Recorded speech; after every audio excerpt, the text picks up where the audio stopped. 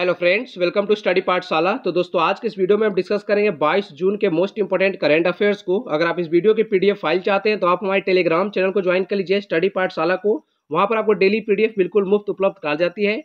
और अगर अभी तक आपने हमारे चैनल को सब्सक्राइब नहीं किया है स्टडी पाठशाला को, तो इसे भी जरूर सब्सक्राइब कर लीजिए इस तरह के डेली लेक्चर्स के लिए। चलो लेक्चर कंटिन्यू करते हैं। सबसे पहले देखते हैं कल के अभ्यास प्रश्नों को। 2 प्रश्न पूछे गए थे आपसे। पहला प्रश्न था, किस राज्य के द्वारा 18 जून को मास्क दिवस के रूप में मनाया जाता है? तो कर्नाटक राज्य जो है इसने 18 जून को मास्क दिवस के रूप में मनाया है। दूसरा प्रश्न था, इनमें से किस राज्य से बिहार की सीमा नहीं लगती है? तो ऑप्शन के अकॉर्डिंग अगर हम देखें तो उड़ीसा राज्य से बिहार की सीमा नहीं लगती है। बाकी के जो 3 राज्य ऑप्शन में दिए गए हैं, झारखंड, पश्चिम बंगाल और उत्तर प्रदेश, इन तीनों राज्यों के साथ बिहार की सीमा लगती है। चलो देख लेते हैं मैप में। यहाँ पर देखो, यह बिहार और बिहार की राजधानी है पटना, जो कि गंगा नदी के किनारे बसा हुआ है। और बिहार के मुख्यमंत्री नीतीश कुमार, याद रखना। इसकी राष्ट्रीय सीमा उत्तर प्रदेश, झारखंड और वेस्ट बंगाल यानी 3 राज्यों के साथ लगती है। और इसकी अंतर्राष्ट्रीय सीमा जो है नेपाल के साथ लगती है। यहाँ पर देखो नेपाल टच करता है। चलो आगे देखते हैं आज का करंट अफेयर्स। पहला प्रश्न है, प्रतिवर्ष विश्व संगीत दिवस यानी वर्ल्ड म्यूजिक डे कब मनाया जाता है? तो प्रतिवर्ष यह दिवस जो है 21 जून को मनाया जाता है, याद रखना। और 20 जून को हमने मनाया है विश्व शरणार्थी दिवस। चलो आगे देखते हैं डिटेल्स विश्व संगीत दिवस के बारे में। प्रतिवर्ष 21 जून को विश्व संगीत दिवस मनाया जाता है। इस दिवस का उद्देश्य अलग अलग तरीकों से संगीत का प्रचार करना है। और प्रचार करने के अलावा विशेषज्ञ व नए कलाकारों को एक मंच पर लाना इसका उद्देश्य है। विश्व संगीत दिवस को फेटे डी ला म्यूजिक के नाम से भी जाना जाता है। एंड फेटे डी ला म्यूजिक का अर्थ होता है म्यूजिक फेस्टिवल, याद रखना। एंड विश्व संगीत दिवस की शुरुआत हुई थी 1982 में। और किस देश से हुआ था इसका शुरुआत? फ्रांस से हुआ था। एंड इसका श्रेय जो है उस समय के सांस्कृतिक मंत्री श्री जैक लो को जाता है, याद रखना। चलो आगे देखते हैं। अगला प्रश्न है काफी महत्वपूर्ण प्रश्न, काफी ज्यादा न्यूज में था कल ये। अंतर्राष्ट्रीय योग दिवस यानी इंटरनेशनल योगा डे कब मनाया जाता है? तो ये प्रतिवर्ष 21 जून को मनाया जाता है, याद रखना। 21 जून को हम योगा दिवस क्यों मनाते हैं? क्योंकि 21 जून को जो है उत्तरी गोलार्ध, मान लो ये पृथ्वी है, बीच में 0 डिग्री इक्वेटर है। गोलार्ध मतलब क्या होता है? किसी गोले का आधा। तो उत्तर में यहाँ पे देखो ये नॉर्थ है, यहाँ पे साउथ है, यहाँ पे ईस्ट हो जाएगा, ये है वेस्ट। तो उत्तरी गोलार्ध मतलब जो ऊपर में है ये उत्तर का गोलार्ध है आधा। और दक्षिणी गोलार्ध मतलब नीचे का जो गोलार्ध है आधा गोल, उसका बुलाएंगे गोलार्ध। तो उत्तरी गोलार्ध में जो है 21 जून को सबसे बड़ा दिन होता है, याद रखना। एंड इस दिन जो है सूर्य जल्दी उदय होता है और देर से ढलता है। एंड इसलिए हम 21 जून को अंतर्राष्ट्रीय योग दिवस मनाते हैं। अगर आपसे कोई भारत की लोकेशन पूछे कि भारत की लोकेशन कहाँ है विश्व में, तो देखो भारत जो है उत्तरी गोलार्ध में स्थित है, यहाँ पर, याद रखना। और मान लो इसको बीचों बीच हम बांट लेते हैं, तो इधर हो गया ईस्ट, ये हो जाएगा वेस्ट। तो भारत जो है अगर आपसे कोई ये पूछ दे कि भारत उत्तर में, उत्तर पूर्व में स्थित है या उत्तर पश्चिम में स्थित है, तो पश्चिम तो इस तरफ हो जाएगा और तो उत्तर पूर्व किस तरफ होगा? इस तरफ होगा। तो भारत जो है उत्तर पूर्व में स्थित है, याद रखना। अगर भारत की स्थिति आपसे कोई पूछे तो आपको क्या बताना है? उत्तर पूर्वी गोलार्ध में भारत स्थित है। चलो आगे देखते हैं। यहाँ पर देखो अंतर्राष्ट्रीय योग दिवस प्रतिवर्ष 21 जून को मनाया जाता है। एंड इस बार जो है हमने 6ठा अंतर्राष्ट्रीय योग दिवस मनाया है। पहली बार कब मनाया गया था ये? तो पहली बार 2015 में मनाया गया था। 2020 की थीम क्या रखी गई है? तो 2020 की थीम रखी है हमारे आयुष मंत्रालय ने, yoga at home, yoga with family. और जो यूनाइटेड नेशन है उसने 2020 की थीम रखी है yoga for health, yoga from home, याद रखना।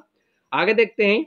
और मैंने इस पर स्पेशल वीडियो बनाया है अंतर्राष्ट्रीय योग दिवस पे, काफी महत्वपूर्ण वीडियो है ये। काफी अच्छे से प्रश्न मैंने यहाँ पे कवर किए हैं। थीम, पहली बार कब मनाया गया था, क्यों मनाया जाता है, किस संस्था के द्वारा मनाया जाता है, सभी को मैंने यहाँ पर कवर किया। तो इस वीडियो को जरूर देखिएगा, कल ही मैंने अपलोड किया था इसे। तो चलो देखते हैं आगे अपना अगला प्रश्न। प्रश्न है, हाल ही में किसे राष्ट्रीय लोक वित्त एवं नीति संस्थान NIPFP का अध्यक्ष नियुक्त किया गया है? तो किसे बनाया गया इसका अध्यक्ष? तो इसके अध्यक्ष बने हमारे RBI के पूर्व गवर्नर उर्जित पटेल जी। और उर्जित पटेल जो है RBI के 24वें गवर्नर थे, याद पता होना चाहिए आपको। अभी गवर्नर कौन है? अभी शक्तिकांत दास है और ये 25वें गवर्नर है RBI के। डिटेल्स देखो यहाँ पर। भारतीय रिजर्व बैंक के पूर्व गवर्नर उर्जित पटेल को भारत के प्रमुख आर्थिक थिंक टैंक राष्ट्रीय लोक वित्त एवं नीति संस्थान का अध्यक्ष नियुक्त किया गया है, याद रखना। एंड यह किसके स्थान लेंगे? तो विजय केलकर के स्थान लेंगे ये। और इनका पद जो है 22 जून को यह संभालेंगे। और इनका कार्यकाल जो है 4 साल का होगा, याद रखना। अगर हम बात करें राष्ट्रीय लोक वित्त एवं नीति संस्थान की, तो यह वित्त मंत्रालय, पूर्ववर्ती योजना आयोग और कई राज्य सरकारों द्वारा संयुक्त रूप से 1976 में स्थापित एक स्वायत्त निकाय है, याद रखना। अगर आपसे कोई ये पूछे कि राष्ट्रीय लोक वित्त एवं नीति संस्थान कब स्थापित किया गया था, तो 1976 में स्थापित किया गया था और ये कहाँ पर है, नई दिल्ली में है, याद रखना। यह एक स्वतंत्र गैर सरकारी निकाय है और केंद्र सरकार के साथ साथ राज्यों को सलाह देते हुए सार्वजनिक नीति में अनुसंधान करता है। चलो देखते हैं अगला प्रश्न। प्रश्न है हमारा, नेशनल टेस्ट अभ्यास ऐप है, तो इसका जो है पहले इंग्लिश वर्जन जो है लॉन्च किया गया था। तो प्रश्न में आपसे पूछा जा रहा है कि नेशनल टेस्ट अभ्यास ऐप का किस भाषा का संस्करण लॉन्च किया गया है, मतलब हाल ही में कौन से भाषा का संस्करण लॉन्च किया गया है। तो पहले तो इंग्लिश लॉन्च किया गया था और अब जो है हिंदी भाषा का संस्करण यहाँ पे लॉन्च किया गया है इस ऐप का। चलो देखते हैं आगे डिटेल्स में क्या है। केंद्रीय मानव संसाधन जो विकास मंत्री हमारे रमेश पोखरियाल जी निशंक, उन्होंने घोषणा की कि नेशनल टेस्टिंग एजेंसी ने नेशनल टेस्ट अभ्यास मोबाइल ऐप पर हिंदी टेस्ट सुविधा शुरू की है। उन्होंने कहा कि हिंदी माध्यम से प्रतियोगी परीक्षा देने के इच्छुक छात्र अब एनटीए द्वारा नेशनल टेस्ट अभ्यास स्मार्टफोन ऐप पर जारी हिंदी मॉक टेस्ट के साथ अपने मोबाइल उपकरणों पर परीक्षा का अभ्यास कर सकते हैं। एंड पिछले महीने जो जेई और नीट जैसी प्रतियोगी परीक्षाओं का संचालन करता है जो राष्ट्रीय परीक्षा एजेंसी है, जिसे हम बोलते हैं इंग्लिश में नेशनल टेस्टिंग एजेंसी, उसने जेई मेन नीट प्रवेश परीक्षाओं को अपने घरों से सुरक्षित रूप में तैयारी के लिए अपना आर्टिफिशियल इंटेलिजेंस सक्षम स्मार्टफोन ऐप लॉन्च किया था। तो किसने ऐप को लॉन्च किया था, तो जो एनटीए है मतलब नेशनल टेस्टिंग एजेंसी, उसी ने इस ऐप को लॉन्च किया था। तो इससे पहले जो लॉन्च किया था तब उसका इंग्लिश वर्जन लॉन्च किया था, अब हिंदी वर्जन लॉन्च किया है, याद रखना। यह ऐप जो इंजीनियरिंग और मेडिकल उम्मीदवारों को सशक्त बनाने के उद्देश्य से तैयार किया गया है। चलो आगे देखते हैं अगला प्रश्न। प्रश्न हमारा, खनिज और खनन क्षेत्र में डिजिटल प्रौद्योगिकी की भूमिका को बढ़ावा देने के लिए कौन सा पोर्टल लॉन्च किया है। तो इस पोर्टल का नाम है सत्यभामा पोर्टल। इसका पूरा नाम हम आगे जानेंगे। यहाँ पर देखो, सत्यभामा की फुल फॉर्म है साइंस एंड टेक्नोलॉजी योजना फॉर आत्मनिर्भर भारत इन माइनिंग एडवांसमेंट, याद रखना इसका पूरा नाम है। एंड केंद्रीय कोयला और खदान मंत्री जो है प्रहलाद सिंह जोशी जी, इन्होंने खनन उन्नति में आत्मनिर्भर भारत के लिए सत्यभामा पोर्टल लॉन्च किया है। इस पोर्टल को खदान मंत्रालय का जो विज्ञान और प्रौद्योगिकी कार्यक्रम है योजना, उसके लिए लॉन्च किया है, याद रखना। एंड यह राष्ट्रीय सूचना विज्ञान केंद्र माइंस इंफॉर्मेटिक्स डिवीजन द्वारा डिजाइन किया गया है। तो डिजाइन किसके द्वारा किया गया है, राष्ट्रीय सूचना विज्ञान केंद्र माइंस इंफॉर्मेटिक्स डिवीजन के द्वारा। लॉन्च किसने किया, तो प्रहलाद सिंह जोशी ने लॉन्च किया है। एंड इस पोर्टल का उद्देश्य क्या है, तो खनन और खनिज क्षेत्र में अनुसंधान और विकास को बढ़ावा देना इसका मुख्य उद्देश्य है। चलो आगे देखते हैं अगला प्रश्न। हाल ही में जर्मन बुक ट्रेड का प्रतिष्ठित शांति पुरस्कार से किसे सम्मानित किया गया है। तो जर्मन बुक ट्रेड जो है इसका प्रतिष्ठित शांति पुरस्कार से किसे सम्मानित किया गया है, उसका नाम बताइए। तो ये हमारे भारत के अर्थशास्त्री अमर्त्य सेन जी हैं। यहाँ पर आप उनकी तस्वीर देख सकते हैं। यहाँ पर देखो डिटेल्स। जर्मनी के प्रकाशकों और पुस्तक विक्रेताओं के संगठन जो है जर्मनी बुक ट्रेड, उसने भारतीय अर्थशास्त्री अमर्त्य सेन को 2020 के शांति पुरस्कार के लिए चुना है। अमर्त्य सेन को विश्व भर में फैले सामाजिक अन्याय को उजागर करने के उनके काम के लिए सम्मानित किया गया है। और अमर्त्य सेन को 1998 में नोबेल पुरस्कार से भी सम्मानित किया जा चुका है और इन्हें पुरस्कार मिला था अर्थशास्त्र के क्षेत्र में। आप कमेंट बॉक्स में ये लिखकर बताइए कि अमर्त्य सेन को भारत रत्न पुरस्कार कब दिया गया था, कमेंट बॉक्स में लिखना। चलो आगे देखते हैं अगला प्रश्न है, हाल ही में legend of Suheldev the king who saved India नामक पुस्तक किसने लिखी है। तो इस पुस्तक के लेखक हैं अमीश त्रिपाठी। यहाँ पर देखो ये अमीश त्रिपाठी जी हैं और ये पुस्तक का यहाँ पर देख सकते हैं तस्वीर है। चलो देखते हैं आगे हम इस पुस्तक किस पे आधारित है। तो legend of Suheldev the king who saved India नामक यह पुस्तक 11वीं सदी के भारत पर आधारित है, जो मोहम्मद गजनवी था जिसने अपने तुर्क सेना के साथ देश पर आक्रमण कर सोमनाथ मंदिर को ध्वस्त किया था। तो इस समय पे यह पुस्तक आधारित है।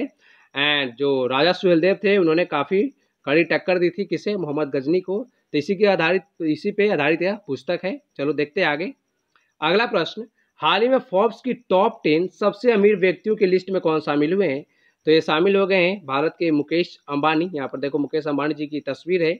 आगे देख लेते हैं। यहाँ पर देखो Forbes real time billionaire rankings में अंबानी जो है 9वें पायदान पर आ गए हैं। तो फोर्ब्स की रियल टाइम बिलियनियर रैंकिंग जारी की गई है जिसमें मुकेश अंबानी 9वें पायदान पर हैं। रिलायंस इंडस्ट्रीज के चेयरमैन मुकेश अंबानी की कुल संपत्ति बढ़कर अब हो गई है 64.50 अरब डॉलर, याद रखना। और ये भारत के सबसे अमीर व्यक्ति भी हैं। और भारत के दूसरे सबसे अमीर व्यक्ति हैं राधा किशन दमानी जी, जो कि डी मार्ट के फाउंडर है, याद रखना। और आपको बता दें कि जो ये Forbes real time billionaire ranking है इस पे किस पे आधारित होती है, तो इसमें जो है संपत्ति का आकलन शेयर की कीमत के आधार पर तय की जाती है और यह जो है हर 5 मिनट में अपडेट होता है। रिलायंस इंडस्ट्रीज में अंबानी की शेयर जो है 42% है। रिलायंस देश की पहली 11 लाख करोड़ मार्केट कैप वाली कंपनी भी है, ये भी आपको पता होना चाहिए कि भारत की पहली 11 लाख करोड़ मार्केट कैप वाली कंपनी कौन है, तो ये रिलायंस है, पता होना चाहिए। रिलायंस के संस्थापक है मुकेश अंबानी, जरूर याद रखिए। तो आज का करंट अफेयर्स यहीं पे समाप्त होता है। आपके कल के आवास प्रश्नों का रिवीजन है, तो रिवीजन में देखो मैंने कुछ प्रश्न के उत्तर आपके लिए छोड़ दिए हैं, उसका उत्तर आप नीचे स्वयं लिखेंगे। तो पहला प्रश्न है, प्रतिवर्ष यौन हिंसा उन्मूलन दिवस कब मनाया गया, तो इसका उत्तर आपको लिखना है। किसे संयुक्त राष्ट्र महासभा के 75वें सत्र का अध्यक्ष चुना गया है, तो इन दोनों प्रश्न का उत्तर आप खुद लिखेंगे कमेंट बॉक्स में। अगला प्रश्न है, किस शहर में आईसीयू बेड और वेंटिलेटर की जानकारी देने के लिए एयर वेंटी ऐप लॉन्च किया है, तो लॉन्च किया गया है मुंबई में।